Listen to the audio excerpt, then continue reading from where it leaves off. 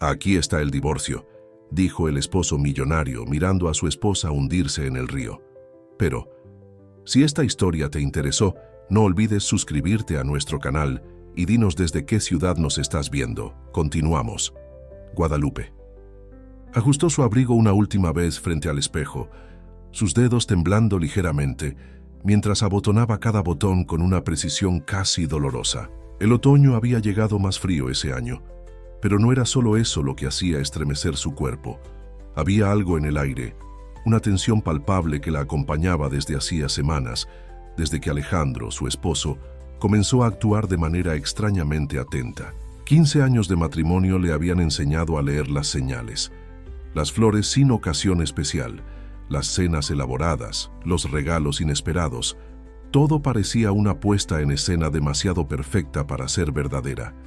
Alejandro, el poderoso, empresario conocido por su frialdad en los negocios, nunca había sido un hombre de demostraciones espontáneas de afecto. Aquella mañana, cuando él sugirió un paseo por la zona más remota de su propiedad rural, algo dentro de ella disparó una alerta silenciosa. Guadalupe conocía bien ese territorio, las hectáreas de bosque preservado que se extendían hasta Minstmeis, el río, un lugar que siempre había evitado por su naturaleza aislada.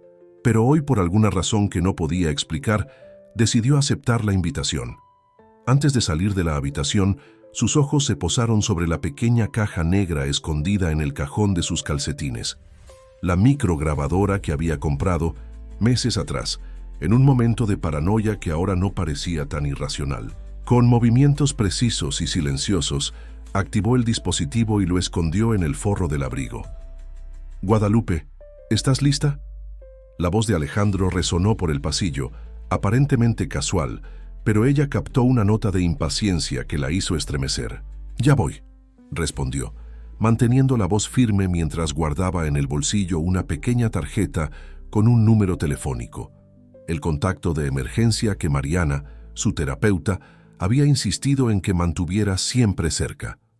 El camino hacia la zona más densa de la propiedad estuvo marcado por un silencio pesado, interrumpido solo por el sonido de sus pasos sobre las hojas secas y comentarios forzadamente relajados de Alejandro sobre la belleza del paisaje. Guadalupe observaba cada detalle, el modo en que él mantenía un ritmo acelerado, siempre algunos pasos adelante, como si la estuviera guiando hacia algún lugar específico.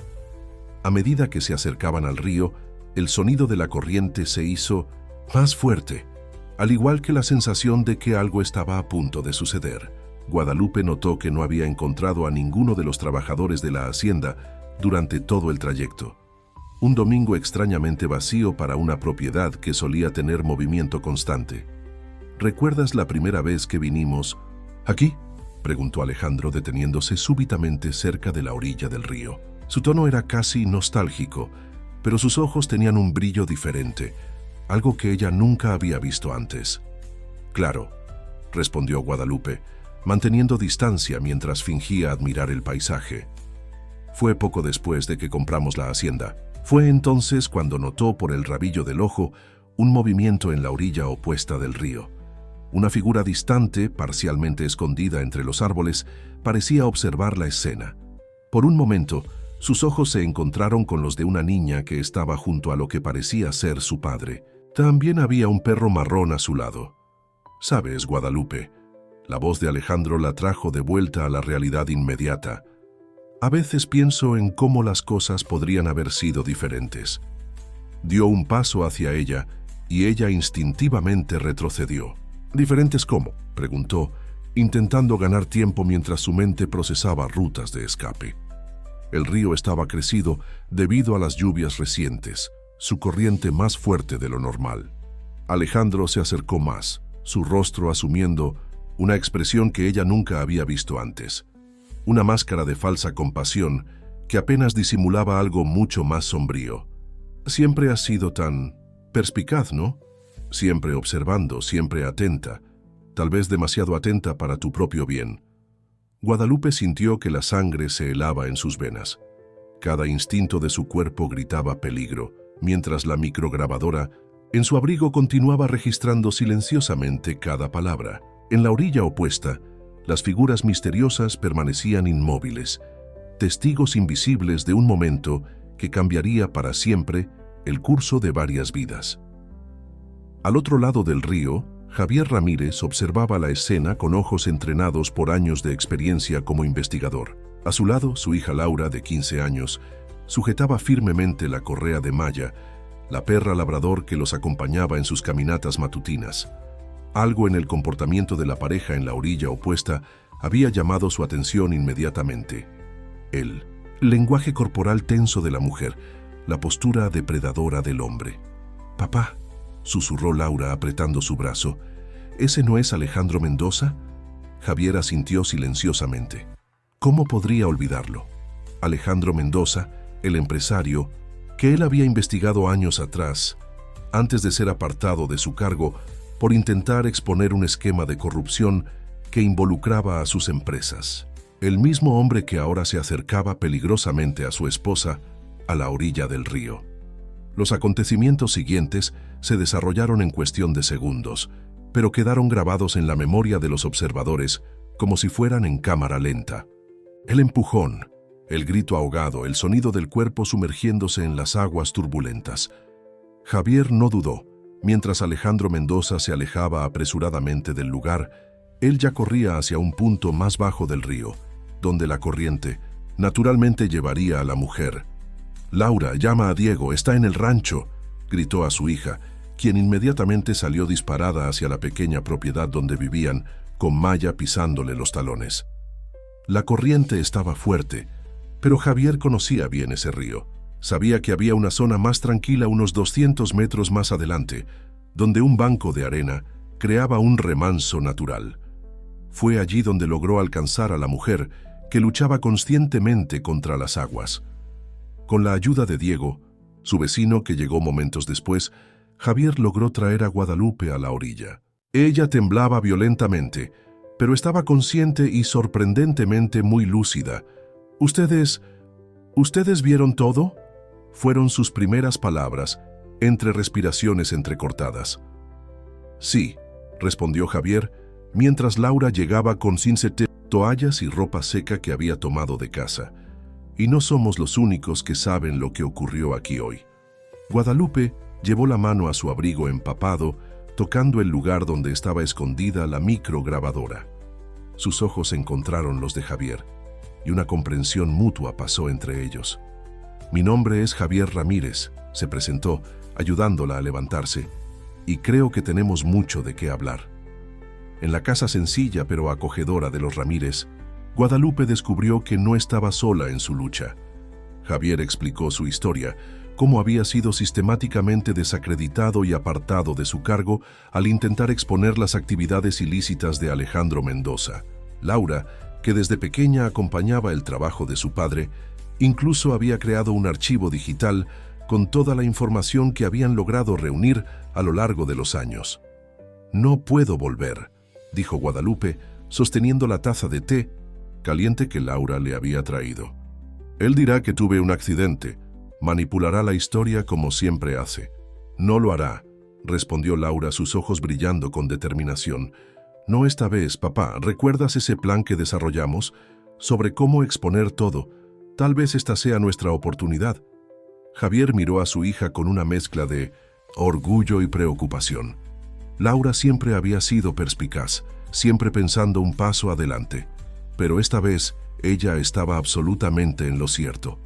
«Guadalupe», dijo, sentándose frente a ella, «lo que ocurrió hoy es terrible, pero puede ser el comienzo de algo mayor, algo que va más allá de la justicia personal. Tenemos información, tenemos pruebas y ahora te tenemos a ti, alguien que conoce a Alejandro Mendoza desde dentro». Guadalupe miró por la ventana, donde podía ver a Maya jugando en el patio, completamente ajena a la tensión que flotaba dentro de la casa. Su hijo Carlos, a quien Alejandro había enviado a un internado lejano meses atrás, vino a su mente.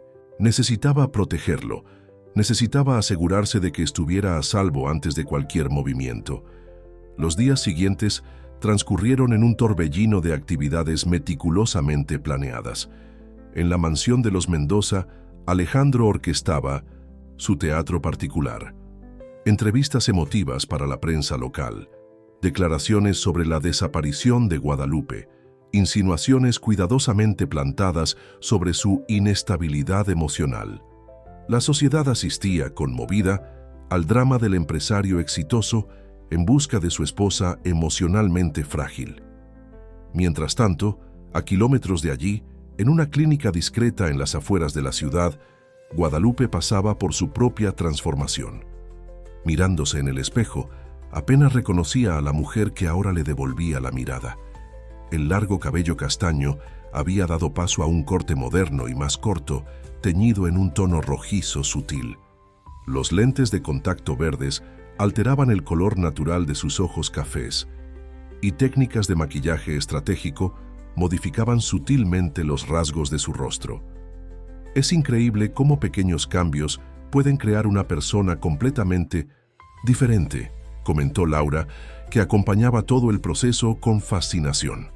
La adolescente se había convertido no solo en una aliada, sino en una amiga inseparable, aportando ideas sorprendentemente maduras para alguien de su edad. Sofía Alvarado, pronunció Guadalupe, probando su nuevo nombre. La documentación conseguida a través de contactos antiguos de Javier era impecable. Una nueva identidad, una nueva historia de vida, todo meticulosamente construido para resistir cualquier investigación. Javier, por su parte, activaba su red de contactos construida a lo largo de años de investigación. Antiguos colegas de profesión, periodistas independientes, especialistas en tecnología. Cada uno tenía un papel específico en el plan que comenzaba a tomar forma. En su mesa de trabajo, una red de conexiones iba formándose, vinculando personas, empresas y eventos aparentemente inconexos al imperio de Alejandro Mendoza.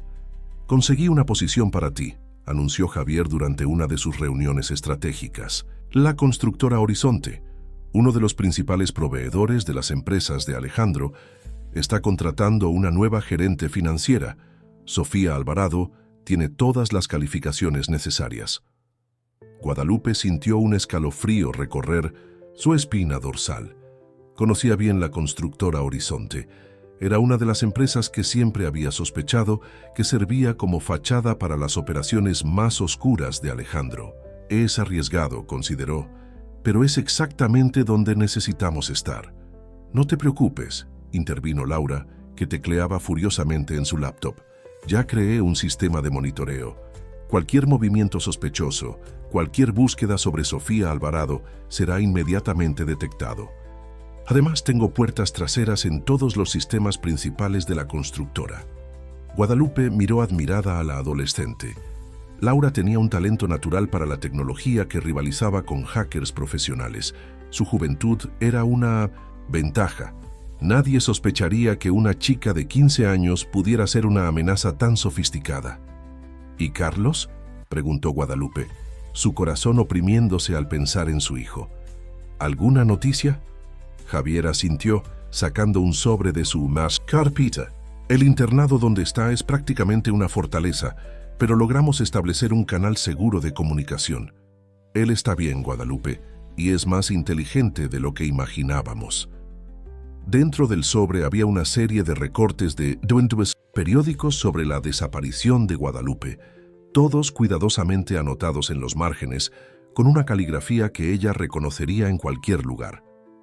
Carlos estaba conectando los puntos, cuestionando la narrativa oficial. En uno de los márgenes, una anotación en particular llamó su atención. «Papá miente, mamá viva. Necesito pruebas». «Él sabe», susurró Guadalupe, lágrimas brillando en sus ojos. «Mi hijo sabe». «Y nos está ayudando», completó Laura mostrando la pantalla de su laptop. «Encontré un patrón en los libros que ha retirado de la biblioteca del internado. Todos son sobre criptografía y códigos. Está intentando establecer una comunicación segura». Guadalupe sintió una mezcla de orgullo y preocupación.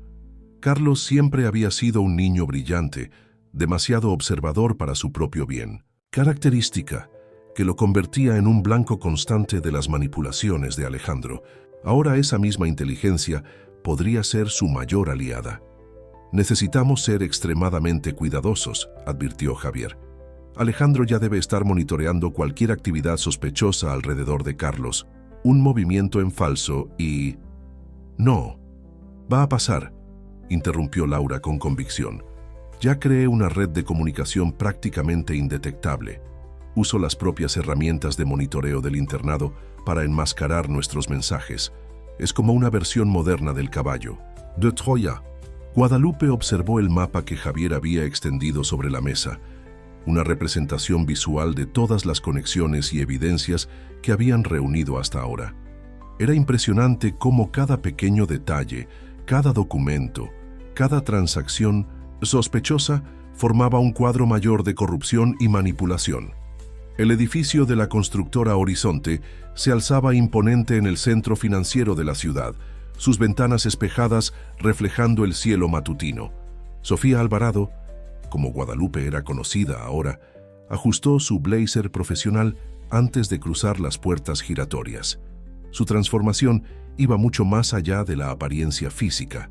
Cada gesto, cada entonación de voz había sido cuidadosamente estudiada y ensayada. «Bienvenida a Horizonte, señora Alvarado», saludó Carlos Vega, el director financiero, extendiéndole la mano. «Sus referencias son impresionantes». Guadalupe sonrió educadamente, sintiendo el peso de la micrograbadora oculta en su reloj de pulsera, una de las varias innovaciones tecnológicas desarrolladas por Laura.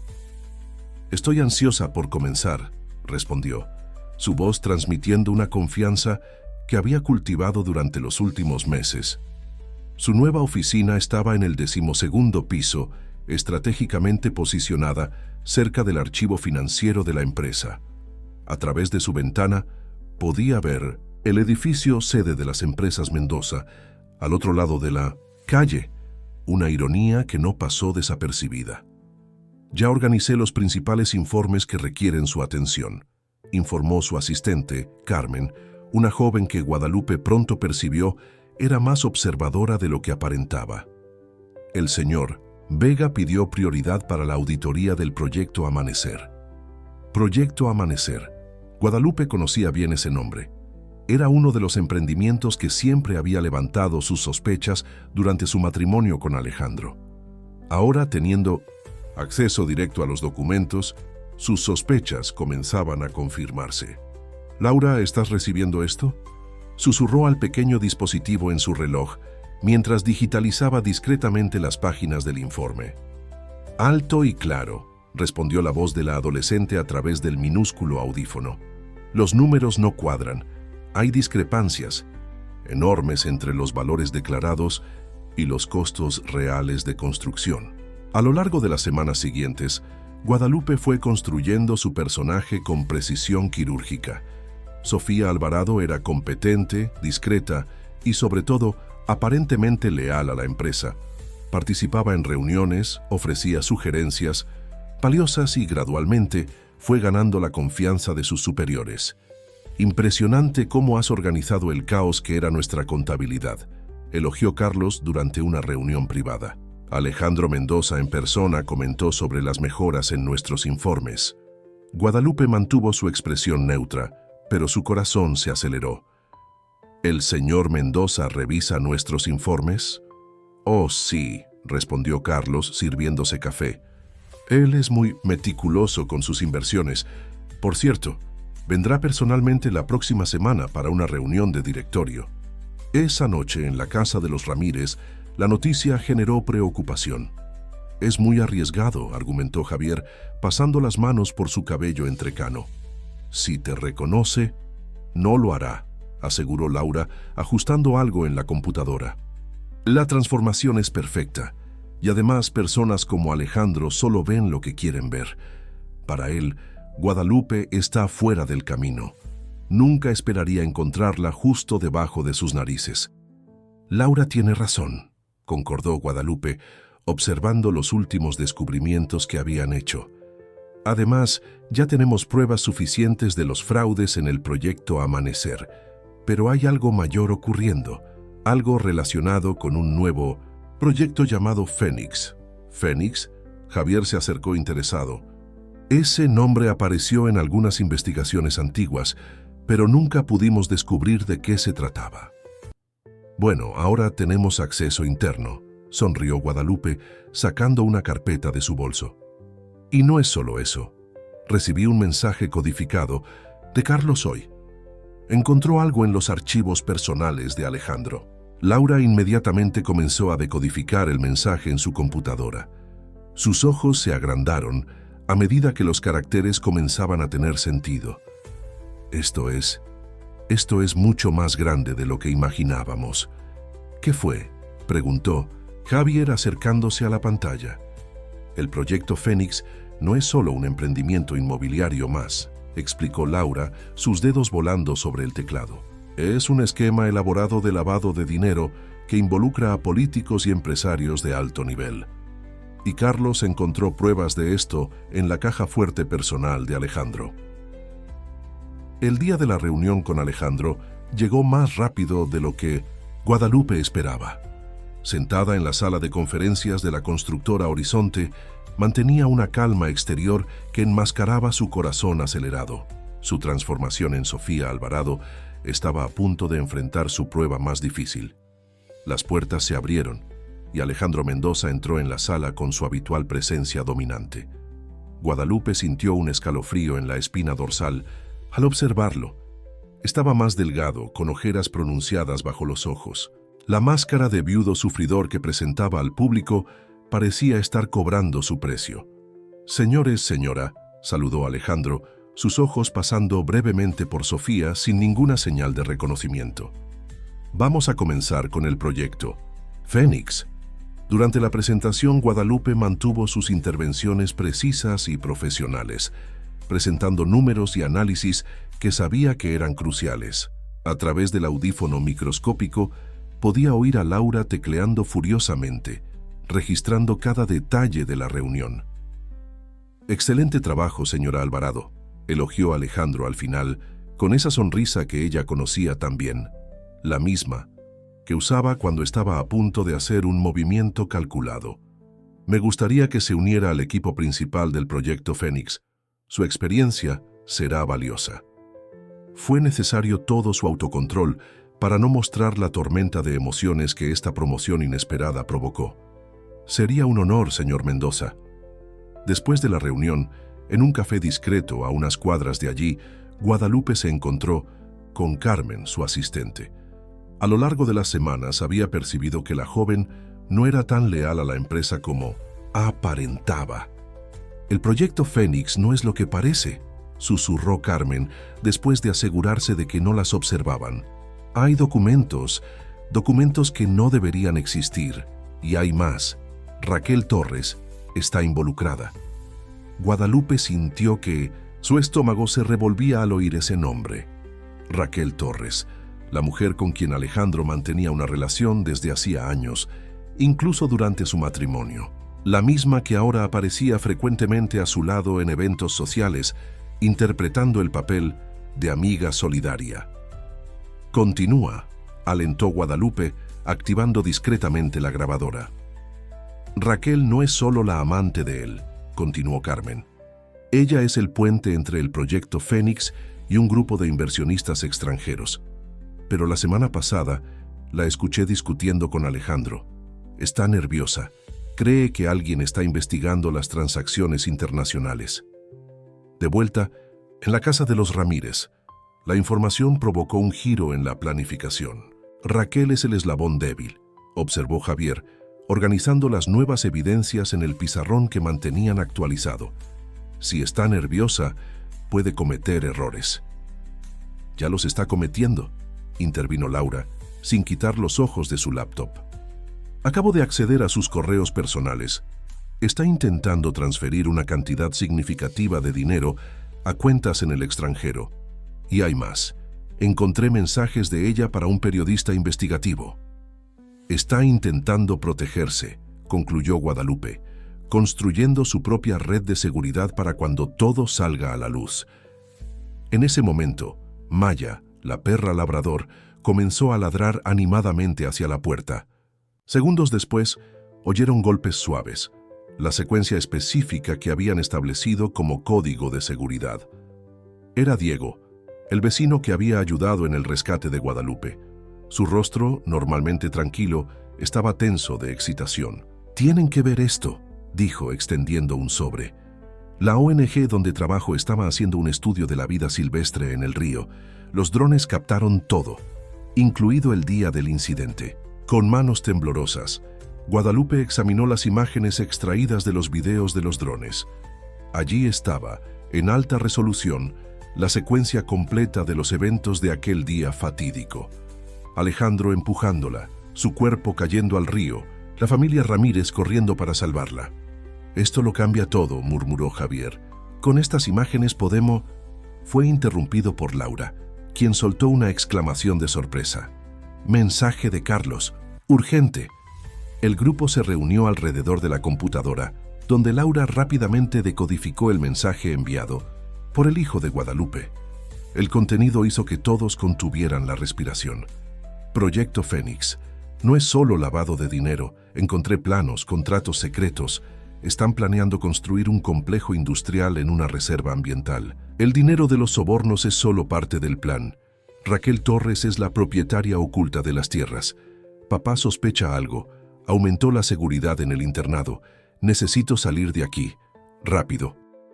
El internado San Patricio se erguía imponente contra el cielo nocturno. Sus paredes de piedra antigua guardando secretos mucho más sombríos que su fachada tradicional sugería. Laura, sentada en el asiento trasero del coche de Javier, finalizaba los últimos ajustes en el sistema de seguridad de la escuela en su laptop. «Listo», anunció ella, un brillo de satisfacción en sus ojos. «Las cámaras entrarán en un bucle de 15 minutos, exactamente a la medianoche. El sistema de alarma del cuarto piso, donde está Carlos, será desactivado en el mismo momento». Guadalupe, ahora usando una peluca rubia y gafas oscuras, aún siendo de noche, sentía su corazón martillar contra el pecho. Después de meses sin ver a su hijo, estaba a minutos de reencontrarlo. El plan había sido meticulosamente elaborado a lo largo de una semana, desde la recepción del mensaje urgente de Carlos. «Recuerden», instruyó Javier, estacionando el coche en una calle lateral discreta. «Tenemos exactamente 15 minutos. Un minuto más y los sistemas vuelven a la normalidad». Diego, que estaba en su propio coche unos metros adelante, sería responsable de monitorear la entrada de empleados y garantizar que ninguna patrulla de seguridad se acercara al área durante la operación. Maya, siempre alerta, estaba con él. Guadalupe y Laura se movieron silenciosamente por los jardines del internado, siguiendo el mapa detallado que Carlos había enviado a través de sus códigos. La chica había memorizado cada rutina de seguridad, cada punto ciego de las cámaras. «Allí», susurró Laura, señalando una ventana en el cuarto piso, un pequeño destello de luz, la señal acordada con Carlos.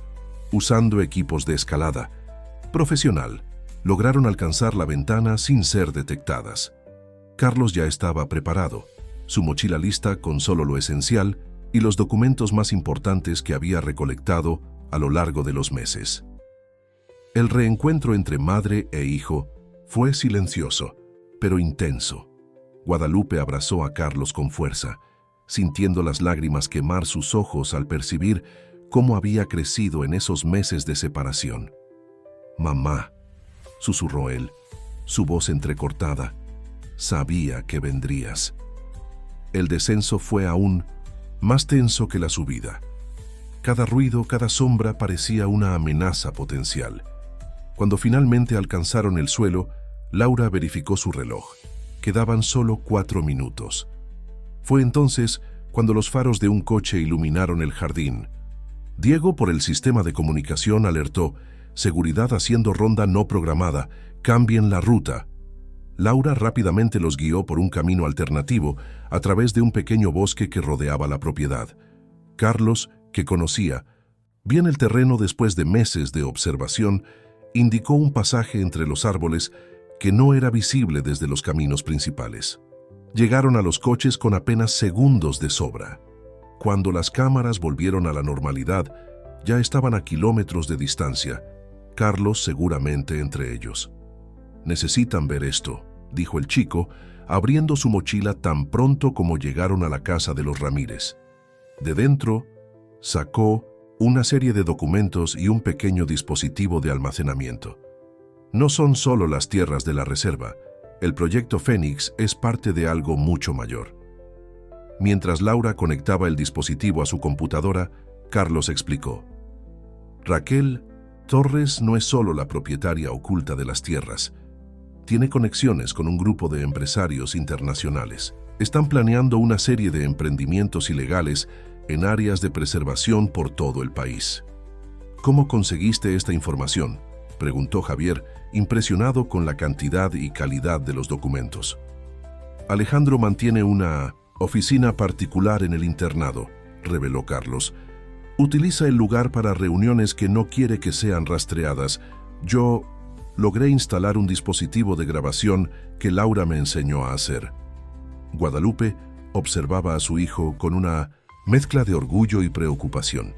Carlos siempre había sido brillante, pero los últimos meses lo habían transformado en alguien aún más perspicaz y valiente. Hay una cosa más, continuó Carlos vacilante. Creo que Raquel está planeando traicionar a Alejandro. Encontré borradores de correos. Ella está reuniendo pruebas contra él, preparándose para cuando todo salga a la luz. La noticia de la desaparición de Carlos del internado San Patricio explotó en los medios la mañana siguiente. Guadalupe, viendo la cobertura televisiva desde la sala de los Ramírez, observaba a Alejandro dar otra de sus actuaciones emotivas, esta vez como padre devastado que había perdido a su esposa e hijo en el espacio de pocos meses. «Es bueno», comentó Carlos, sentado junto a su madre, sus ojos fijos en la pantalla donde su padre gesticulaba para las cámaras. Pero cometió un error crucial. Nos subestimó a todos. Laura, que tecleaba furiosamente en su computadora, soltó una exclamación de triunfo. «Tienen que ver esto. Los documentos que Carlos trajo son una mina de oro». Raquel no solo estaba preparando su propia protección, estaba documentando sistemáticamente cada movimiento sospechoso de Alejandro en los últimos 5 años. Javier se acercó a la pantalla, ajustando sus gafas para examinar los archivos. «Esto es mucho más grande de lo que imaginábamos. El proyecto Fénix no es solo un emprendimiento aislado, es parte de una red internacional de lavado de dinero y destrucción ambiental disfrazada de desarrollo sustentable. Y hay más», continuó Laura, abriendo una serie de hojas de cálculo. «Crucé los datos de las cuentas offshore que Raquel está monitoreando con la información que Guadalupe, quiero decir, Sofía, consiguió en la constructora Horizonte. Hay un patrón de transferencias que coincide exactamente con las fechas de aprobación de licencias ambientales sospechosas». Guadalupe sintió un escalofrío recorrer su espina dorsal al reconocer algunos nombres en las planillas. Gestos políticos estaban frecuentemente en nuestra casa, en cenas y reuniones sociales. Alejandro siempre insistía en que yo me asegurara de recibirlos bien. «Y aquí está el motivo», dijo Carlos, señalando una carpeta específica en su dispositivo de almacenamiento. Cada evento social era cuidadosamente documentado. Fotos, grabaciones, conversaciones aparentemente casuales, todo parte de un esquema mayor de chantaje y manipulación. En ese momento el teléfono de Guadalupe, o mejor dicho, de Sofía, sonó. Era Carmen, su asistente en la constructora Horizonte. «Señora Alvarado», su voz sonaba tensa, «Raquel Torres está aquí en la oficina. Ella está exigiendo hablar con usted, inmediatamente». Guadalupe intercambió miradas significativas con Javier y Laura. Este encuentro podría ser tanto una trampa como una oportunidad única. «Manténla ahí», respondió Guadalupe, ya dirigiéndose al dormitorio para transformarse nuevamente en Sofía Alvarado. «Estaré en la oficina en 20 minutos». «Es demasiado arriesgado», protestó Javier. «Raquel es más perspicaz que Alejandro, puede reconocerte». «Precisamente por eso necesito ir», respondió Guadalupe, aplicando el maquillaje que alteraba sutilmente sus rasgos. «Raquel está acorralada. Las personas acorraladas cometen errores, revelan más de lo que pretenden». Laura rápidamente preparó un equipo de grabación aún más sofisticado, disfrazado en un elegante conjunto de collar y aretes. Cada pieza tiene un micrófono independiente, explicó, y este broche tiene una microcámara de alta definición. Carlos abrazó a su madre largamente antes de que ella partiera. «Ten cuidado», susurró. «Aún tenemos mucho que hacer juntos». El trayecto hasta la constructora Horizonte pareció más corto de lo normal. En el elevador, Guadalupe respiró profundamente, ajustando su postura para incorporar completamente a Sofía Alvarado. Las puertas se abrieron en el 12º piso y allí estaba ella, Raquel Torres, la mujer que durante años había sido el secreto peor guardado de Alejandro Mendoza. «Señora Alvarado», saludó Raquel, su sonrisa no llegando a sus ojos. «Necesitamos hablar sobre algunos detalles del proyecto Fénix que llamaron mi atención». Carmen, demostrando una perspicacia admirable, rápidamente organizó la sala de reuniones más discreta del piso, aquella que Laura ya había garantizado no tenía dispositivos de escucha, aparte de los suyos propios. Las dos mujeres se sentaron frente a frente, cada una cargando sus propios secretos, sus propias agendas ocultas. Lo que ninguna de ellas sabía era que aquella conversación cambiaría irreversiblemente el curso de los acontecimientos. Raquel Torres cruzó las piernas elegantemente, sus ojos estudiando cada detalle de Sofía Alvarado con una intensidad perturbadora. Por algunos momentos, solo el sonido del aire acondicionado llenó la sala de reuniones. «Sus informes sobre el proyecto Fénix son interesantes», comenzó Raquel, su voz controlada. «Especialmente sus observaciones sobre las discrepancias en las evaluaciones ambientales». Guadalupe mantuvo su expresión neutra, aunque su corazón latía acelerado. «Solo hice mi trabajo, señora Torres. Inconsistencias financieras de esta magnitud no podrían pasar desapercibidas». «No, no podrían», concordó Raquel, una sonrisa enigmática jugando en sus labios. «Sabe, hay algo en usted que me intriga, Sofía. ¿Puedo llamarla Sofía? Me recuerda a alguien». El momento de tensión fue interrumpido por Carmen, que entró trayendo café.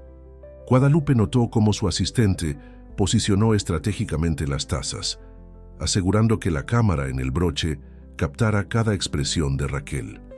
«Es curioso», continuó Raquel después de un sorbo de café, «cómo apareció exactamente cuando ya necesitábamos a alguien con sus habilidades específicas.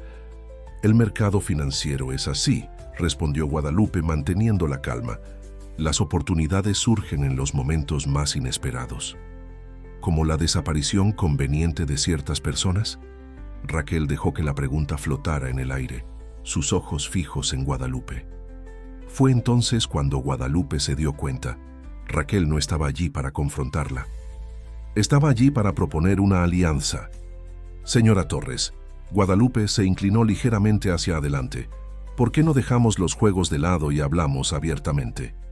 Un brillo de admiración surgió en los ojos de Raquel. Finalmente, sonrió sacando una memoria USB de su bolso. «Aquí hay algo que puede interesarle, a usted y a las personas con quienes trabaja». Guadalupe sintió que su corazón saltaba. Raquel sabía, o al menos sospechaba. «El proyecto Fénix está comprometido», continuó Raquel, su voz ahora apenas un susurro. «Alejandro perdió el control. Se está volviendo descuidado, paranoico.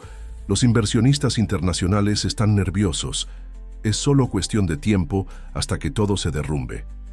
Y usted quiere asegurarse de estar del lado correcto cuando eso suceda», completó Guadalupe, comprendiendo finalmente el juego mayor. Raquel inclinó la cabeza en un gesto de reconocimiento. «Digamos que he aprendido la importancia de tener un plan de contingencia. En esta memoria hay pruebas suficientes para derribar no solo el proyecto Fénix, sino todo el imperio que Alejandro ha construido. ¿Por qué buscarme a mí? Porque usted, Sofía», Raquel enfatizó el nombre con ironía, «es la única persona que ya logró hacer algo que nadie más consiguió. Usted sobrevivió a Alejandro Mendoza». El silencio que siguió fue ensordecedor. Las dos mujeres se miraron fijamente, décadas de secretos, traiciones y supervivencia convergiendo en aquel momento. Él nunca sospechó, continuó Raquel, casi con admiración. La transformación es impresionante, pero conviví con Guadalupe Mendoza durante años. Aprendí a reconocer ciertos patrones. ¿Y ahora?, preguntó Guadalupe, su voz firme a pesar de la revelación. ¿Ahora?, sonrió Raquel. Reescribimos el final de esta historia, juntas, porque a diferencia de Alejandro, yo sé reconocer cuándo es hora de cambiar de bando. A través del audífono microscópico, Guadalupe podía escuchar la respiración excitada de Laura, que seguía todo desde la casa de los Ramírez. La chica probablemente ya estaba analizando el contenido de la memoria USB que Guadalupe discretamente había conectado a un dispositivo de transmisión en su bolso. «Tengo solo una condición», dijo Raquel levantándose. «Cuando todo salga a la luz, quiero garantías de que mi papel en la exposición de Alejandro sea reconocido. No por venganza, sino por justicia». El contenido de la memoria USB de Raquel era aún más explosivo de lo que imaginaban. Laura pasó la noche entera analizando los archivos, su rostro iluminado por la luz azulada de la computadora, mientras descubría capas y más capas de corrupción cuidadosamente documentadas. «Es increíble», murmuró ella, cuando todos se reunieron la mañana siguiente. Raquel no solo mantuvo registros detallados, creó un sistema de respaldo prácticamente inviolable. Cada documento tiene múltiples copias repartidas en servidores internacionales. «Y hay más», añadió Carlos, que había ayudado en el análisis. Mantuvo grabaciones de todas las reuniones importantes en los últimos 3 años. Alejandro no tenía idea de que estaba siendo monitoreado todo el tiempo. Guadalupe observaba los archivos con una mezcla de admiración e ironía. Raquel siempre fue más inteligente que Alejandro. Él la veía solo como un trofeo. Poco sabía que estaba nutriendo su propia destrucción. Javier, que había pasado la mañana en contacto con su red de periodistas confiables, entró en la sala con novedades. El momento es perfecto. La prensa ya está comenzando a cuestionar las circunstancias de la desaparición de Guadalupe y ahora de Carlos. Hay rumores sobre investigaciones internacionales involucrando al proyecto Fénix. Y Alejandro está comenzando a cometer errores, completó Carmen, que se había unido al grupo después de decidir colaborar completamente con ellos. Esta mañana tuvo un ataque de ira en la oficina, gritó a todos, acusó filtraciones internas. Nunca lo vi perder el control así.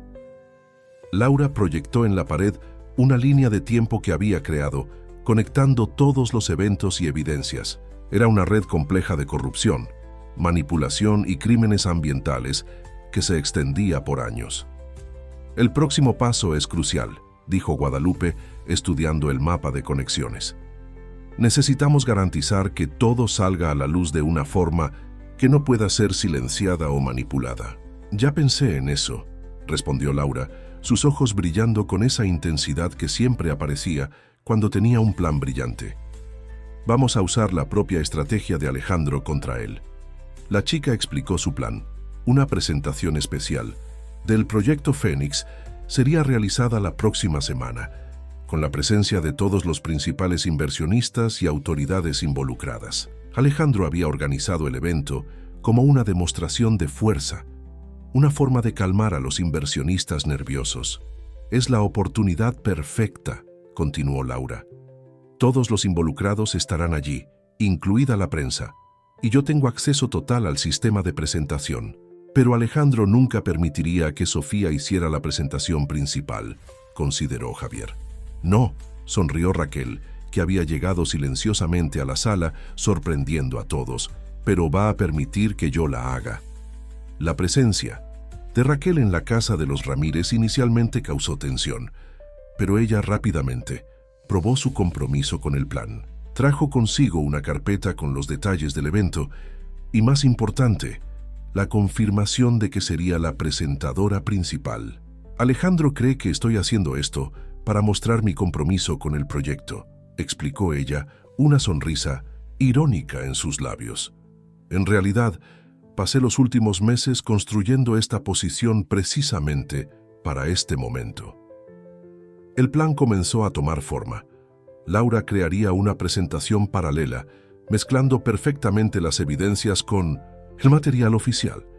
Raquel conduciría el espectáculo, manteniendo a todos los presentes enfocados hasta el momento crucial. Sofía Guadalupe estaría presente como representante de la constructora Horizonte, lista para el momento de la revelación.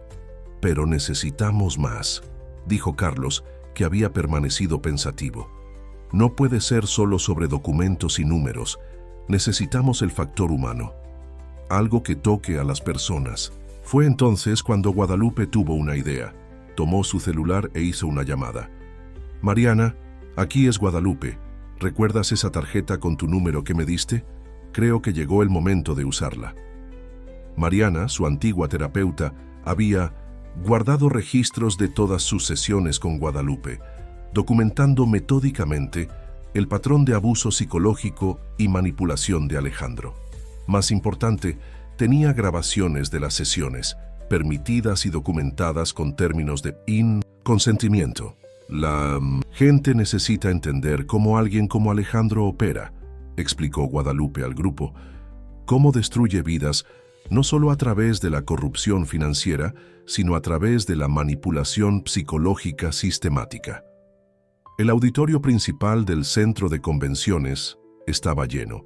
Empresarios, políticos, periodistas y ambientalistas, todos reunidos para lo que Alejandro Mendoza había prometido sería la presentación definitiva del proyecto Fénix. En el escenario, una enorme pantalla mostraba el logo del proyecto, un ave majestuosa emergiendo de llamas estilizadas. Guadalupe, como Sofía Alvarado, ocupaba su lugar en la primera fila, junto a otros ejecutivos de la constructora Horizonte. A través de su audífono microscópico, podía oír a Laura coordinando al equipo técnico infiltrado. Todos los sistemas están sincronizados, susurró la adolescente. Cada proyector, cada pantalla, cada dispositivo de sonido está bajo nuestro control. Alejandro subió al escenario para hacer la introducción, su presencia dominante como siempre. Hoy, comenzó, presentaremos no solo un proyecto, sino una visión de futuro. Y nadie mejor para guiarlos a través de esta visión que Raquel Torres, nuestra directora de Relaciones Institucionales. Raquel asumió el escenario con la elegancia que le era característica. Su traje impecable y su postura confiada no demostraban ninguna señal de la revolución que estaba a punto de iniciar. El proyecto Fénix, comenzó ella, su voz clara y firme, es realmente sobre transformación, sobre verdades emergiendo de las cenizas de mentiras. En la audiencia, Guadalupe percibió que Alejandro fruncía ligeramente el ceño. Esa no era la apertura que habían ensayado. La presentación comenzó normalmente, con gráficos impresionantes y proyecciones optimistas. Pero poco a poco, sutilmente, el tono comenzó a cambiar. Donde antes había números maquillados, ahora aparecían los valores reales. Documentos adulterados eran presentados lado a lado con sus versiones originales. Como pueden ver, continuaba Raquel, su voz, ahora cargando una nota de ironía, el proyecto Fénix es realmente transformador. Transforma dinero público en fortunas privadas. Transforma áreas de preservación en canteras de destrucción ambiental. Alejandro se levantó bruscamente, pero era demasiado tarde. Las puertas del auditorio fueron cerradas y en las pantallas laterales comenzaron a aparecer las imágenes de los drones de la ONG ambiental, el ataque a Guadalupe, su cuerpo cayendo al río, su rescate por la familia Ramírez. Y transforma, prosiguió Raquel, vidas en piezas descartables de un juego de poder. El caos se instaló en el auditorio. Guardias personales de Alejandro intentaron avanzar, pero fueron contenidos por agentes federales que emergían de sus disfraces en la audiencia, parte de la red de Javier que había sido estratégicamente posicionada. Fue entonces cuando Guadalupe se levantó. Con movimientos deliberados, removió la peluca, los lentes de contacto, revelándose a todos los presentes. Un suspiro colectivo recorrió el ambiente. Señoras y señores, su voz resonó por el sistema de sonido. Mi nombre es Guadalupe Mendoza. Y esta es la verdadera cara del hombre que intentó silenciarme. Carlos, que estaba posicionado cerca de una entrada lateral, activó el sistema de transmisión en vivo que Laura había preparado.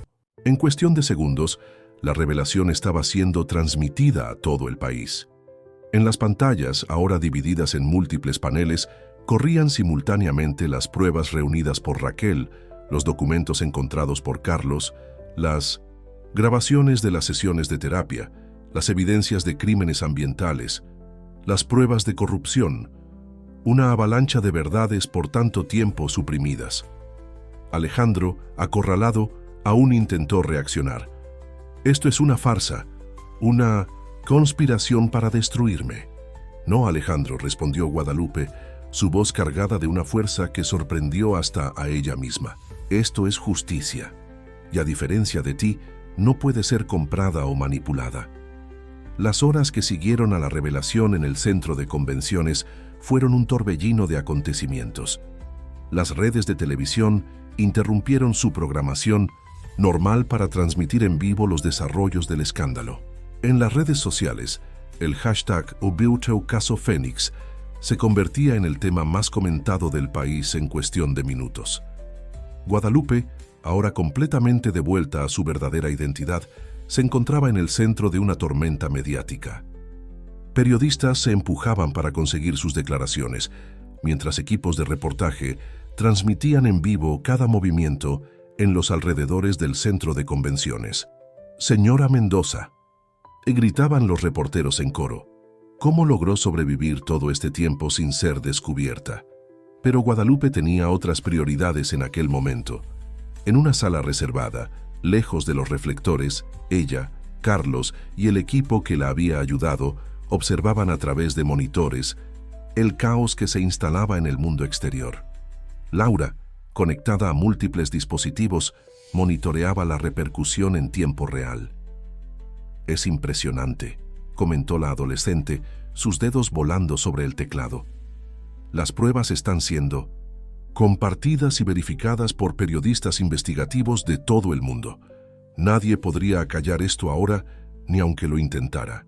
Javier, que acababa de regresar de una reunión con autoridades, traía novedades. «La Policía Federal ya está movilizada. Órdenes de cateo están siendo cumplidas simultáneamente en todas las empresas involucradas en el esquema». Raquel, que había mantenido su compostura incluso después de la explosión de revelaciones, observaba todo con una expresión compleja. «Ustedes no tienen idea de lo que acabamos de desencadenar», dijo ella, sus ojos fijos en una de las pantallas que mostraba a Alejandro siendo escoltado fuera del edificio. «Esto va mucho más allá de un empresario corrupto y su proyecto fraudulento». «¿Cómo así?», preguntó Carlos, que no se separaba del lado de su madre desde la revelación. Raquel tomó su tablet y proyectó una serie de documentos en la pared. El proyecto Fénix era solo la punta del iceberg. Hay una red internacional entera operando en los mismos moldes. Empresarios, políticos, jueces, todos conectados por un sistema de corrupción que se extiende por diversos países.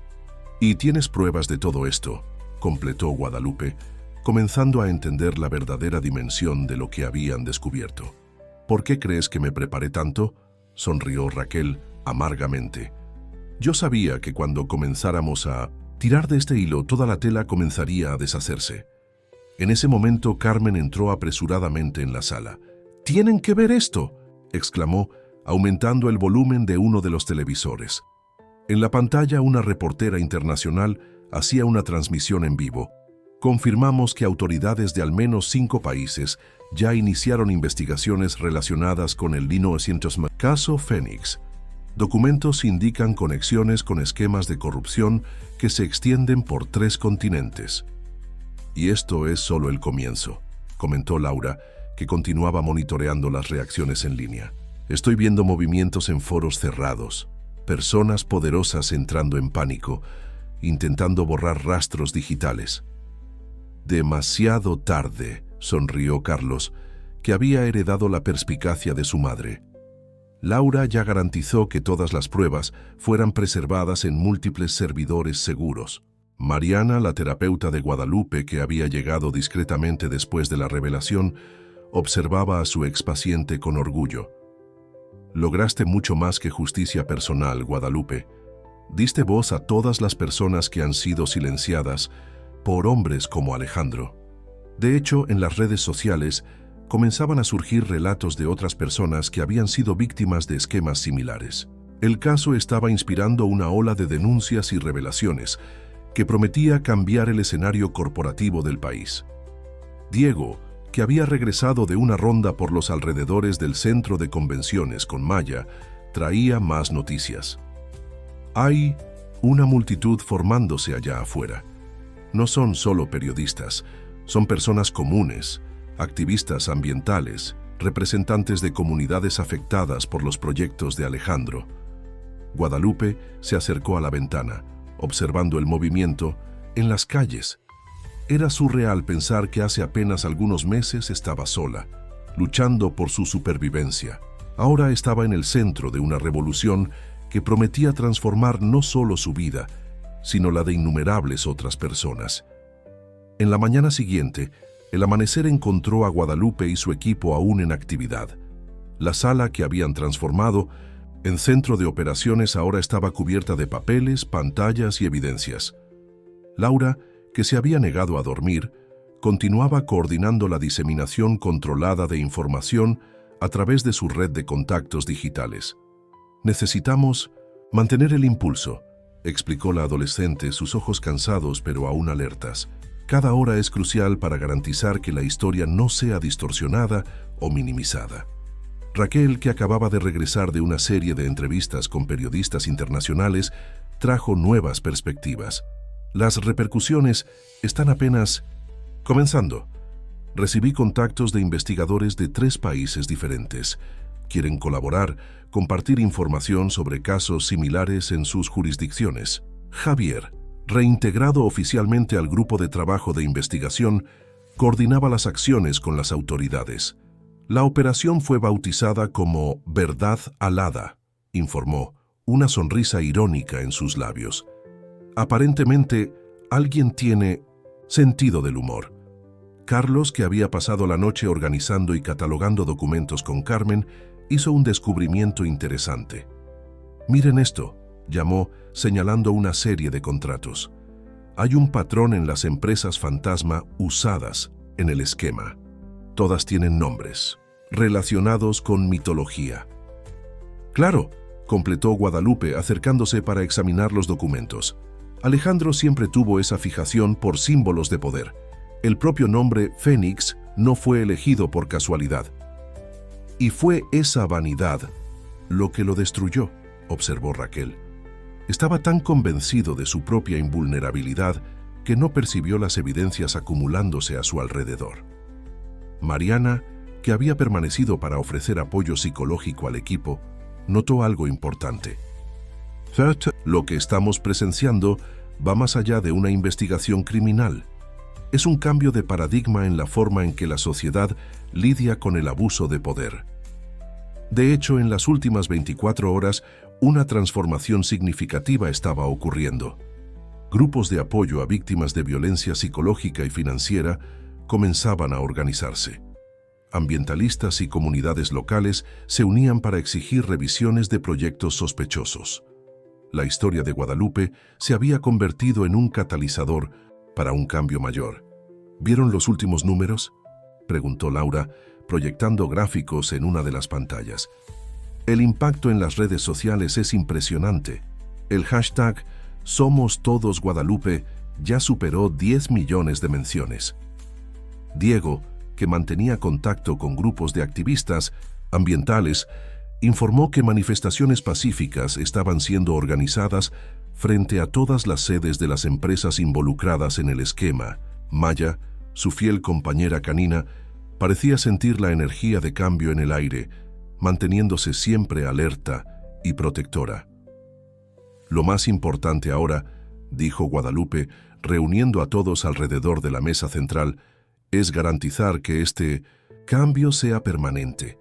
No podemos dejar que esto se convierta solo en un escándalo pasajero más. Ya estamos trabajando en eso, respondió Laura, abriendo una nueva presentación en su laptop. Creé una plataforma digital que permite que las personas denuncien casos similares de forma segura y anónima. Cada denuncia es automáticamente verificada y cruzada con nuestra base de datos. Yo tengo una propuesta, añadió Raquel, su expresión seria. Quiero usar mi parte de los recursos recuperados para crear una fundación, una organización dedicada a proteger a personas que enfrentan situaciones similares a las que tú enfrentaste, Guadalupe. La idea rápidamente ganó fuerza. La Fundación Fénix, como fue irónicamente bautizada, sería un centro de apoyo, ofreciendo asistencia jurídica, psicológica y financiera a víctimas de abuso de poder. Más que eso, sería un centro de investigación y monitoreo, trabajando para prevenir que nuevos esquemas similares se establecieran. Una semana después de la revelación pública del caso Fénix, Guadalupe se encontró ante un desafío inesperado: reconstruir no solo su vida, sino ayudar a reconstruir un sistema entero que había sido expuesto como fundamentalmente corrompido. La sala de reuniones de la recién creada Fundación Fénix, instalada temporalmente en la casa de los Ramírez, hervía de actividad. Los números son impresionantes, informaba Laura, que había asumido naturalmente el papel de directora de Mindosita, tecnología de la Fundación, a pesar de su corta edad. Ya recibimos más de 1000 denuncias a través de la plataforma digital. Cada una está siendo verificada y categorizada.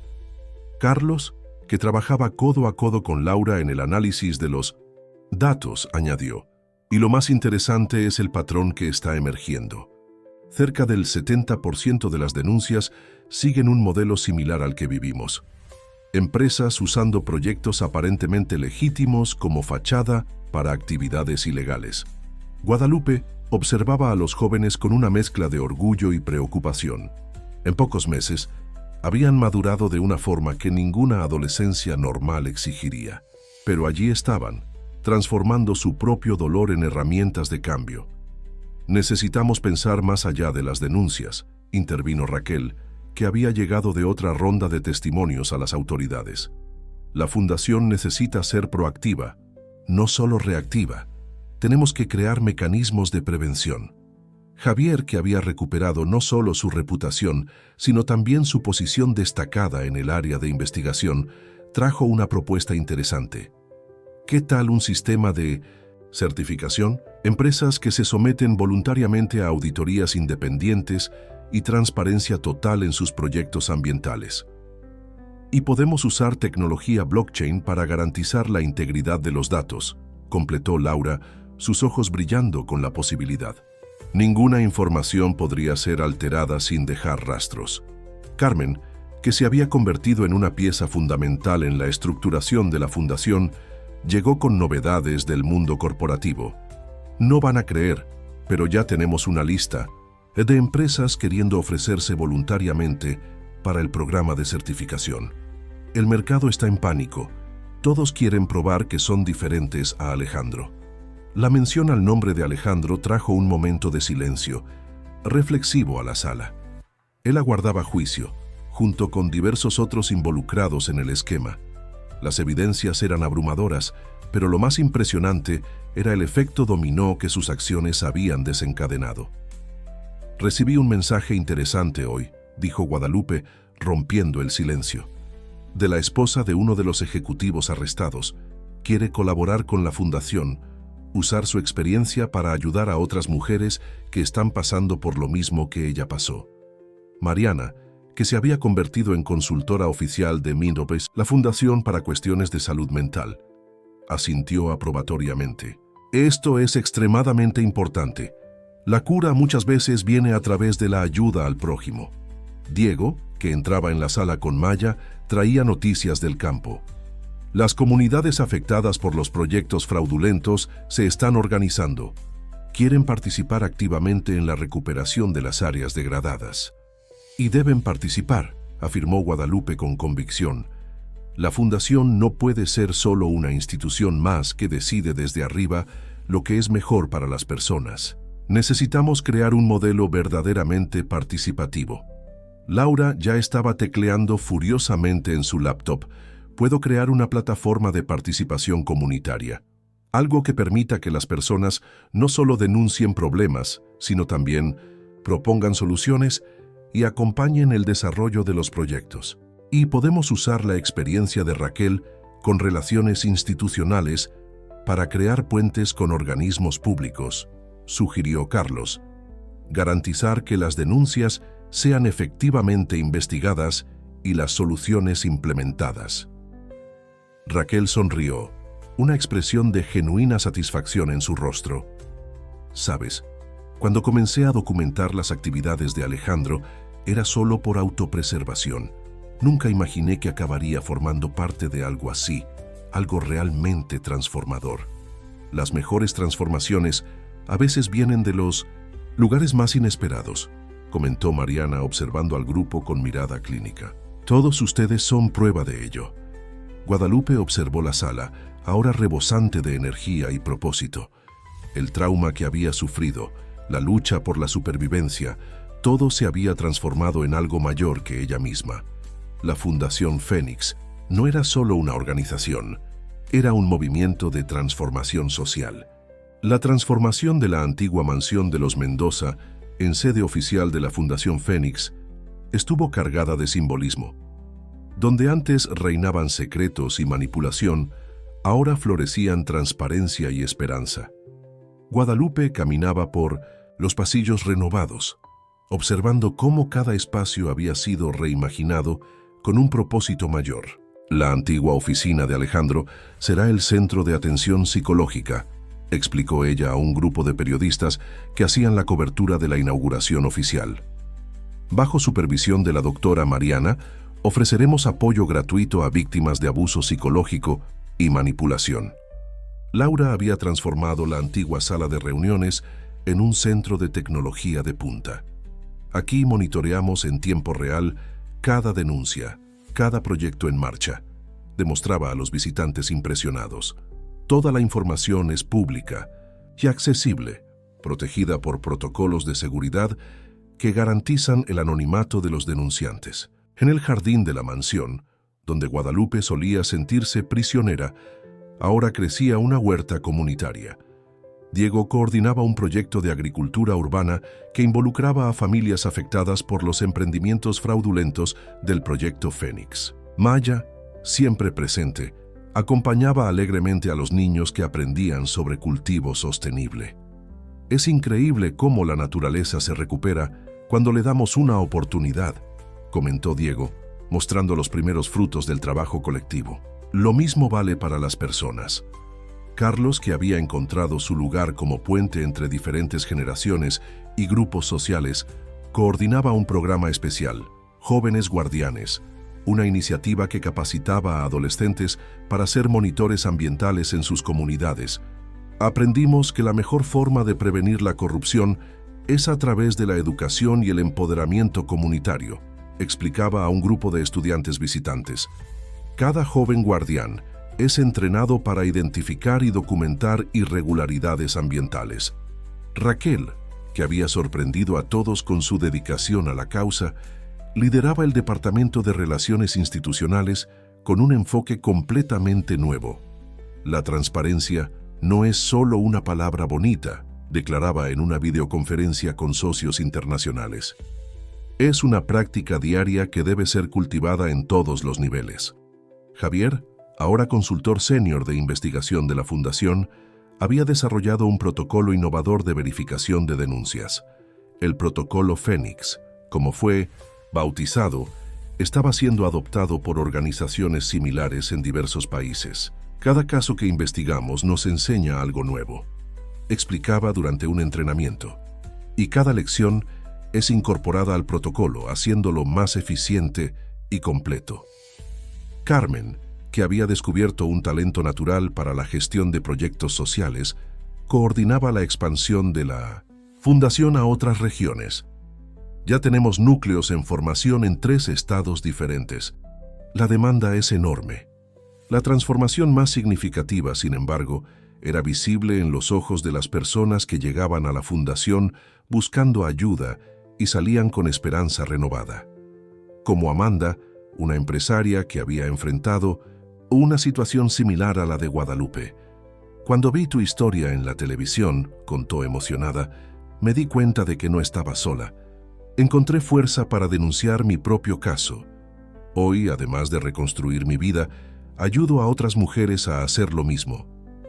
Historias como la de Amanda se multiplicaban. La Fundación Fénix se había convertido en un faro de esperanza, un ejemplo vivo de cómo el ciclo de abuso y corrupción podía romperse cuando personas valientes se unían por una causa mayor. Lo más importante, reflexionaba Guadalupe durante una de las sesiones de orientación que conducía semanalmente, es entender que el cambio real ocurre de dentro hacia afuera. Comienza con una persona encontrando su voz, su fuerza interior, y se expande como ondas en un lago. Mariana, observando el impacto del trabajo de la Fundación, frecuentemente comentaba sobre el poder transformador del propósito. Lo que vemos aquí no es solo sanación individual, sino sanación colectiva. Cada persona que se recupera se convierte en un agente de transformación para otros. El Tribunal Central hervía de actividad aquella mañana histórica. 6 meses después de la revelación del caso Fénix, el juicio de Alejandro Mendoza y sus asociados finalmente comenzaba. Fuera del imponente edificio, cientos de personas se reunían, muchas cargando carteles con mensajes de apoyo a la Fundación Fénix y sus causas. Guadalupe, sentada en la primera fila del tribunal junto a Carlos, sentía una extraña serenidad. Ya no era la mujer aterrorizada que había sido empujada en aquel río. Era una fuerza de transformación, apoyada por una red incansable de aliados. ¿Estás preparada?, susurró Carlos sosteniendo la mano de su madre. Más que nunca, respondió ella, observando a Laura que instalaba discretamente sus equipos de monitoreo digital en la sala. La adolescente había desarrollado un sistema especial para garantizar que cada momento del juicio fuera adecuadamente documentado y transmitido en vivo para millones de personas que seguían el caso. Javier, ahora oficialmente reintegrado a la fuerza policial y parte del equipo de acusación, organizaba sus anotaciones. El caso que había comenzado a investigar años atrás finalmente llegaba a su momento crucial. A su lado, Raquel aguardaba para presentar su testimonio. Sus evidencias meticulosamente recolectadas serían fundamentales para el proceso. La sesión ha comenzado, anunció el oficial de justicia, y un silencio expectante se apoderó del ambiente. Alejandro Mendoza entró escoltado, su arrogancia habitual visiblemente quebrantada tras meses de detención preventiva. Sus ojos recorrieron la sala, deteniéndose por un momento en Guadalupe, ya no su víctima, sino su acusadora. El juicio comenzó con la presentación de las evidencias por la Fiscalía. En la pantalla principal del tribunal, Laura coordinaba la exhibición sincronizada de documentos, grabaciones y datos que formaban una red irrefutable de pruebas. Lo que tenemos aquí, comenzó el fiscal, no es solo un caso de corrupción corporativa. Es un retrato detallado de cómo el poder puede ser usado para destruir vidas, comunidades y el propio medio ambiente. Las siguientes horas fueron una sucesión de testimonios impactantes. Empleados de la constructora Horizonte, incluida Carmen, detallaron el esquema de fraudes. Representantes de comunidades afectadas por los proyectos ilegales compartieron historias de devastación ambiental y social. Mariana presentó un análisis profesional de los patrones de abuso psicológico identificados no solo en el caso de Guadalupe, sino en diversos otros relacionados con el esquema. El control a través de la manipulación emocional era una herramienta tan importante como la corrupción financiera, explicó al jurado. Diego trajo el testimonio técnico sobre los daños ambientales, respaldado por imágenes de drones y reportes detallados de las áreas afectadas. Maya, incluso desde fuera del tribunal, parecía sentir la tensión del momento, manteniéndose extraordinariamente quieta al lado de su dueño. Cuando llegó el turno de Guadalupe para testificar, la sala estaba eléctricamente cargada de emoción. Ella caminó hasta el estrado con la misma determinación que la había mantenido viva durante todos aquellos meses de lucha. «Señora Mendoza», comenzó el fiscal, ¿Puede contarnos sobre los eventos que la llevaron a descubrir el verdadero alcance de las actividades del acusado? Guadalupe respiró profundamente y comenzó su narración. Su voz, firme y clara, resonaba por la sala, mientras describía no solo los eventos de aquel día fatídico en el río, sino todo el contexto de manipulación y abuso que lo precedió. Lo que me sucedió, concluyó mirando directamente a los jurados, fue terrible, pero lo que descubrimos después fue aún peor. Este caso no trata sobre venganza personal, es sobre justicia para todas las víctimas, visibles e invisibles, de este esquema de corrupción. Raquel fue la última en testificar. Su testimonio, meticulosamente preparado, conectó todos los puntos, demostrando cómo cada evidencia encajaba en un cuadro mayor de corrupción sistémica. Durante años, declaró, fui parte de este sistema. Hoy estoy aquí para garantizar que sea completamente expuesto y desmantelado. Fuera del tribunal, la multitud seguía cada momento a través de pantallas gigantes instaladas por el equipo de la fundación. Laura había garantizado que la transmisión alcanzara hasta las comunidades más remotas afectadas por el caso. Es más que un juicio, comentó Carlos a un grupo de jóvenes activistas que lo acompañaba. Es un momento de rendición de cuentas colectiva. El 10º día de juicio amaneció con una atmósfera cargada de expectativa. La fase de presentación de evidencias y testimonios había terminado y el jurado estaba listo para anunciar su decisión. Las calles alrededor del Tribunal Central estaban aún más concurridas que el primer día, con personas de todos los rincones del país que habían viajado para presenciar personalmente el momento histórico. Dentro del tribunal, Guadalupe se sentaba entre Carlos y Laura, que continuaba monitoreando la transmisión en vivo del juicio. Javier, del otro lado del pasillo, intercambiaba últimas impresiones con el equipo de fiscalía. Raquel mantenía su postura elegante, pero sus dedos tamborileando discretamente en el banco revelaban su tensión interior. El jurado ha llegado a una decisión, anunció el juez, y el silencio que siguió fue casi palpable. Alejandro Mendoza. Se puso de pie. Su figura antes imponente ahora parecía menor, consumida por los meses de prisión preventiva y por el peso de las evidencias presentadas contra él. Sus abogados, que habían intentado incansablemente desacreditar las pruebas y testimonios, mantenían expresiones tensas. El portavoz del jurado se levantó, sosteniendo el documento con el veredicto. Laura ajustó discretamente su equipo, asegurando que cada palabra fuera captada con claridad para los millones de espectadores que seguían en línea. En relación a las acusaciones de intento de homicidio contra Guadalupe Mendoza, el jurado considera al acusado Alejandro Mendoza culpable. Una onda de susurros recorrió la sala, rápidamente silenciada por el juez.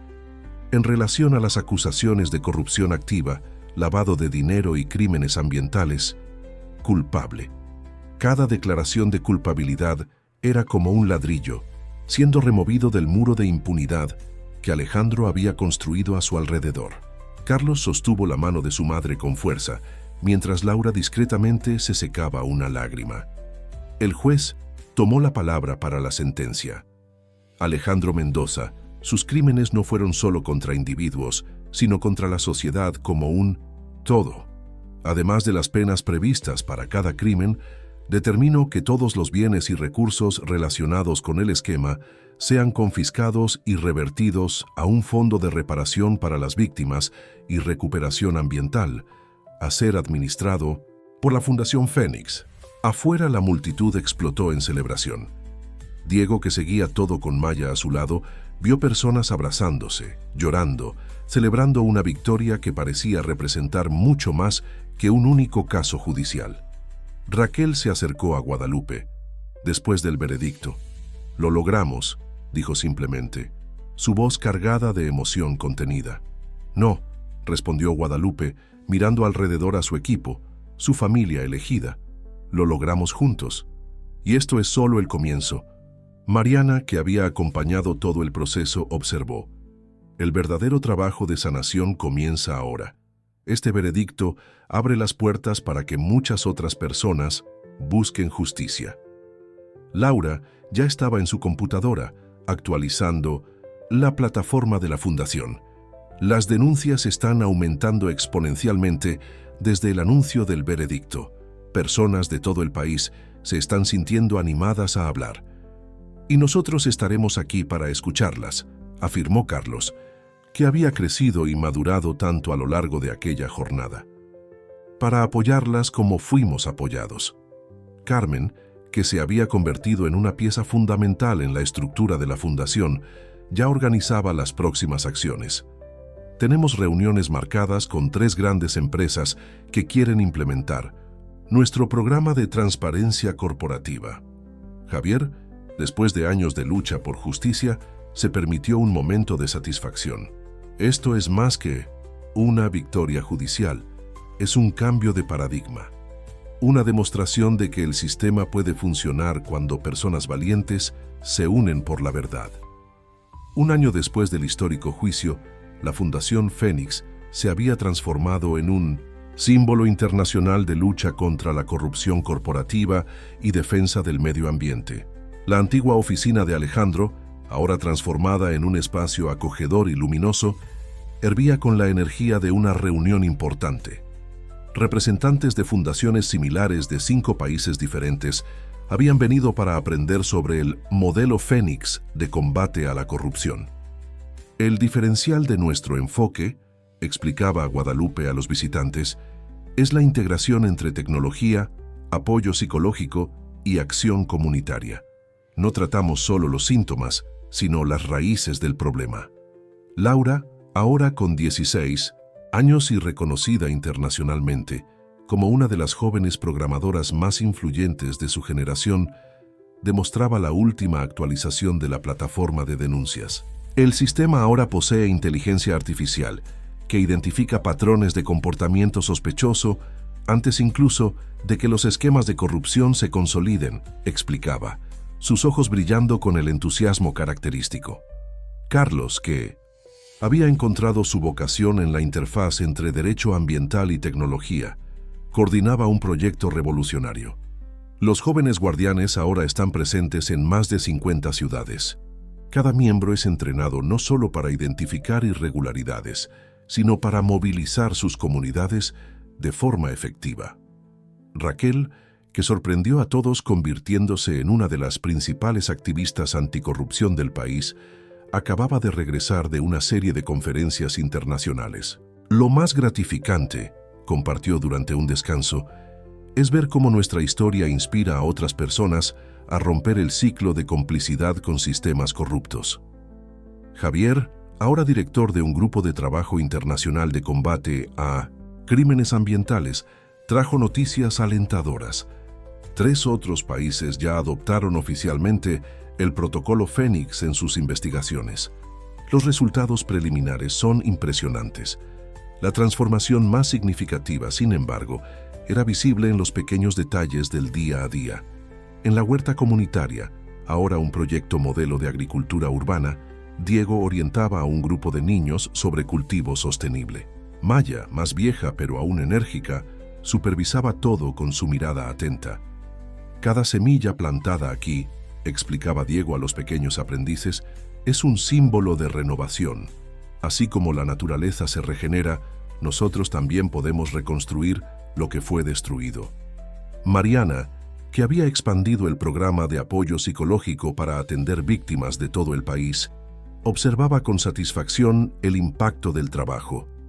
El trauma puede ser transformador cuando encontramos un propósito mayor que nosotros mismos. Carmen, ahora directora ejecutiva de la Fundación, coordinaba la expansión internacional de las operaciones. Tenemos solicitudes de asociación llegando de todos los continentes. El mundo está percibiendo que transparencia y justicia social no son solo ideales, son necesidades urgentes. En su nueva oficina, Guadalupe contemplaba una pared cubierta de fotografías, rostros sonrientes de personas que habían encontrado fuerza y esperanza a través de la fundación. Entre ellas, destacaba una imagen especial, la familia Ramírez, reunida el día del rescate, Un momento que había cambiado no solo su vida, sino la de incontables otras personas. A veces, reflexionó durante una sesión de mentoría con nuevos miembros del equipo, necesitamos perderlo todo para encontrar nuestra verdadera fuerza. Lo que parece ser nuestro fin puede ser apenas el comienzo de algo mucho mayor. La tarde trajo una sorpresa emocionante: la confirmación de que el programa Fénix de transparencia corporativa sería implementado como requisito obligatorio para empresas que desearan participar en licitaciones públicas en todo el país. «Esto lo cambia todo», comentó Laura, ya adaptando sus algoritmos para la nueva escala de operación. «Ahora podemos prevenir la corrupción antes incluso de que se instale». Carlos, que acababa de regresar de una conferencia internacional de derecho ambiental, trajo otra noticia impactante. La ONU está interesada en usar nuestro modelo como base para un protocolo global de combate a la corrupción corporativa. Al final de aquel día, mientras el sol se ponía sobre la ciudad, Guadalupe reunió a su equipo, su familia elegida, para un momento de reflexión. El grupo se acomodó en el área de convivencia de la fundación, un espacio que simbolizaba perfectamente la transformación por la cual todos habían pasado. La noche caía suavemente sobre la ciudad mientras el grupo se reunía en el jardín de la fundación. El espacio, antes símbolo de opresión y secretos, ahora pulsaba con vida y esperanza. Guadalupe observaba a las personas a su alrededor, cada una de ellas parte fundamental de una historia de transformación que había superado todas las expectativas. «¿Saben?», comenzó ella, su voz cargada de emoción. «Hace exactamente 1 año y medio, estaba sola en una habitación, planeando cómo sobrevivir. Hoy estamos aquí, planeando cómo ayudar a miles de personas a transformar sus propias historias». Laura, su laptop siempre cerca, mostraba los últimos datos.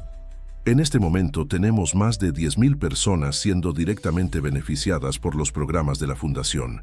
Y esto es solo el comienzo. Carlos, que había heredado la fuerza y la determinación de su madre, añadió, y cada persona ayudada se convierte en un nuevo agente de transformación. Es un efecto en cascada que no puede ser detenido. Raquel, que observaba la ciudad a través de la ventana panorámica, reflexionó. Cuando comencé a documentar las actividades de Alejandro, estaba pensando solo en mi propia supervivencia. Nunca imaginé que aquellas evidencias se convertirían en semillas de un cambio tan profundo. Javier, ahora un hombre de cabello completamente canoso pero ojos aún vibrantes, sonrió. Es increíble cómo el destino trabaja. Aquel día en el río, ¿quién diría que estaríamos todos aquí? Después de todo, Diego, con Maya fielmente a su lado, gesticuló hacia la huerta comunitaria. Cada planta allí tiene una historia. Cada persona que cultiva ese espacio está reescribiendo su propia narrativa. Mariana, que se había convertido en una figura maternal para todo el equipo, observó. El verdadero poder de sanación está en la capacidad de transformar nuestro dolor en algo mayor que nosotros mismos. Carmen, organizando los últimos informes del día, compartió. Recibimos hoy 3 peticiones más de implementación del programa Fénix en otros países. Nuestra metodología se está convirtiendo en un estándar global. El grupo fue interrumpido por una notificación en el sistema de Laura. Una denuncia más había llegado a través de la plataforma. Pero esta vez era diferente. Era un mensaje de agradecimiento de una mujer que, inspirada por la historia de Guadalupe, había encontrado fuerzas para reconstruir su propia vida. Cada mensaje como este, dijo Guadalupe emocionada, me recuerda por qué seguimos luchando. No se trata de venganza o justicia personal, se trata de crear un mundo donde historias como la mía no necesiten seguir ocurriendo. Carlos abrazó a su madre, sintiendo el peso y la belleza de aquel momento. ¿Sabes qué es lo que más me enorgullece? Ver cómo transformamos algo tan doloroso en una fuerza de cambio positivo. Laura, siempre práctica incluso en los momentos más emotivos, ya proyectaba el futuro. Con la implementación del nuevo sistema global, podremos prevenir casos similares antes incluso de que comiencen. Es como si estuviéramos creando un sistema inmunológico social contra la corrupción. Raquel se levantó, su postura elegante llevando ahora una nueva dignidad. Propongo un brindis, no por nuestros logros, sino por las miles de personas que en este momento están encontrando coraje a través de nuestro trabajo. El grupo levantó sus tazas de té, una tradición que había comenzado en los primeros días en la casa de 1900 Los Ramírez y que continuaba hasta hoy. El aroma suave se mezclaba con el perfume de las flores del jardín, creando una atmósfera de serenidad y propósito. Por la transformación, propuso Guadalupe, su voz firme y clara. Y por el coraje de todas las personas que se atreven a creer en un mundo mejor. 2 años después del juicio que lo cambió todo, la Fundación Fénix se preparaba para un momento histórico: la inauguración de su primer centro internacional de operaciones, ubicado estratégicamente en una ciudad europea. Guadalupe, de 1900, pie frente al espejo de su oficina, ajustaba la credencial con su verdadero nombre. Ya no necesitaba esconderse bajo disfraces o identidades falsas. ¿Estás lista?, preguntó Carlos, ahora un joven adulto estudiando Derecho Ambiental, entrando a la sala con una sonrisa orgullosa. La transmisión en vivo comienza en 15 minutos. Laura, que había desarrollado un sistema revolucionario de videoconferencia para el evento, coordinaba los últimos ajustes técnicos. Tenemos representantes de 72 países conectados, informó, sus dedos danzando sobre múltiples teclados. El alcance es mucho mayor de lo que esperábamos. La sala de conferencias principal de la Fundación, antes el salón de fiestas de la mansión de los Mendoza, estaba transformada en un centro tecnológico impresionante. En las paredes, pantallas exhibían datos en tiempo real de diferentes proyectos alrededor del mundo. Cada número, cada gráfico, representaba vidas transformadas, comunidades fortalecidas, ambientes preservados. Javier, ahora consultor internacional en investigación de crímenes ambientales, presentaba los resultados más recientes. El protocolo Fénix ya fue adoptado por más de 1.640 países. La tasa de éxito en las investigaciones aumentó en 300% desde su implementación. Raquel, que se había convertido en una de las principales voces globales en el combate a la corrupción corporativa, añadió: y lo más importante, las empresas están cambiando voluntariamente sus prácticas. El miedo a la exposición está siendo reemplazado por un compromiso genuino con la transparencia. Diego, que ahora coordinaba una red internacional de proyectos de recuperación ambiental, trajo a Maya, ya una señora canina, para participar del momento histórico. Ella merece estar aquí, sonrió. Al fin y al cabo, fue testigo de todo, desde el primer día. Mariana, cuya metodología de apoyo psicológico a víctimas de abuso corporativo se había convertido en referencia mundial, observaba el movimiento con satisfacción. Cada persona en esta sala representa a cientos de otras que encontraron su voz, su fuerza. Carmen, gestionando equipos en 3 continentes, compartió las últimas estadísticas. Solo este año, más de 50.000 personas fueron directamente beneficiadas por nuestros programas y el número continúa creciendo. En el centro de monitoreo creado y gestionado por Laura, un mapa global mostraba puntos luminosos, representando cada iniciativa de la Fundación. Es como una constelación de esperanza, comentó la joven genio de la tecnología. Cada punto de luz es una historia de transformación. Guadalupe observaba todo con una mezcla de orgullo y humildad. En una pared especial de la Fundación, una galería de fotos contaba la historia no solo de su jornada personal, sino de todas las personas que se habían unido a la causa. La primera foto mostraba a la familia Ramírez el día del rescate, el momento que lo había cambiado todo. Y veces me pregunto, reflexionó, ¿qué habría pasado si no hubiera activado aquella grabadora ese día? Si no los hubiera encontrado a ustedes.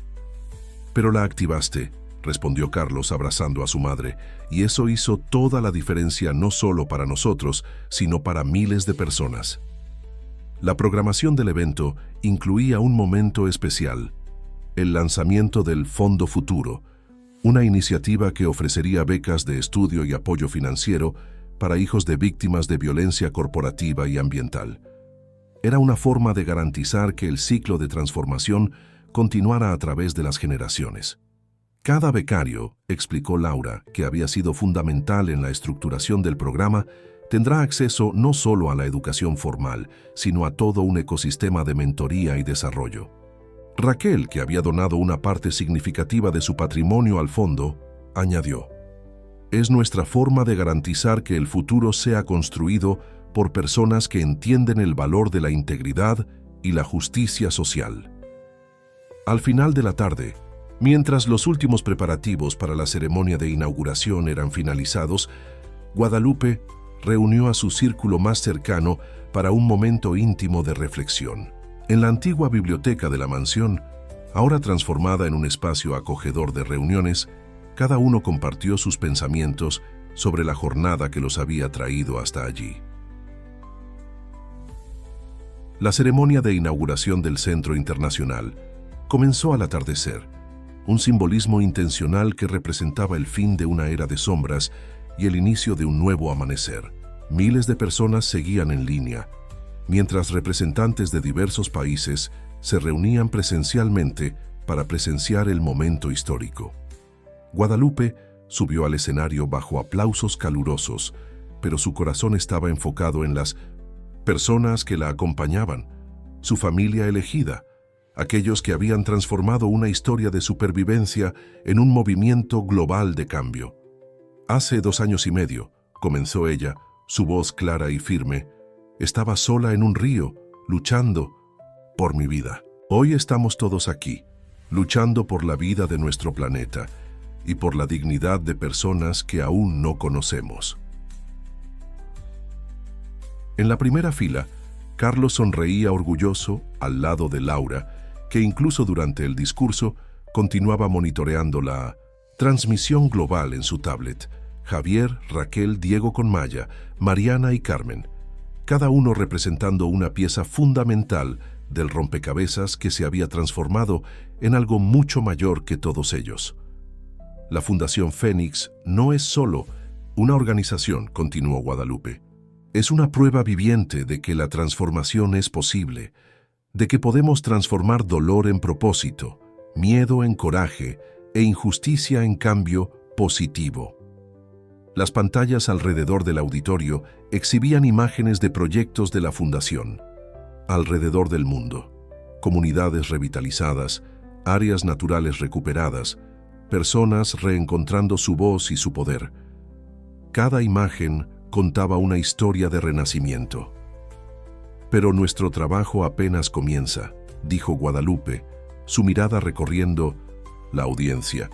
Cada día trae nuevos desafíos, nuevas historias que necesitan ser escuchadas, nuevas batallas que necesitan ser libradas. Laura proyectó entonces un mapa interactivo, mostrando la expansión planeada de la Fundación para los próximos años. Nuevos centros de operación, programas de entrenamiento, iniciativas de preservación ambiental. Cada punto en 1950, el mapa representaba una promesa de continuidad y crecimiento.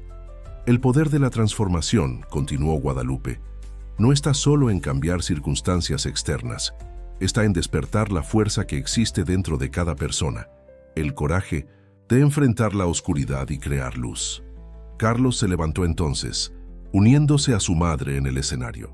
Juntos, presentaron la más nueva iniciativa de la Fundación, un programa global de educación que llevaría los principios de justicia ambiental y social a escuelas de todo el mundo.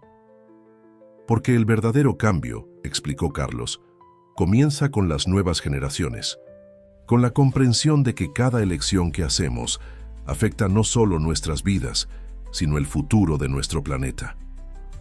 Raquel, Javier y Mariana se unieron a ellos, cada uno representando un aspecto diferente del trabajo de la Fundación.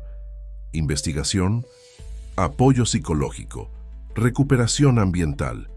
Laura, aún reticente a dejar sus computadoras, también subió al escenario, simbolizando el poder de la tecnología al servicio de la transformación social. Cada persona en este escenario, dijo, Guadalupe tiene su propia historia de superación, pero juntos descubrimos algo mayor, el poder de una comunidad unida por un propósito. El sol se había puesto completamente ahora, pero el auditorio brillaba con una luz propia, la energía de miles de personas conectadas por un mismo sueño, de cambio. Y para ti que nos estás viendo, concluyó Guadalupe mirando directamente a las cámaras, sabe que tu historia también importa, que tu voz merece ser escuchada, que no estás solo. El aplauso que siguió fue ensordecedor, resonando no solo en el auditorio,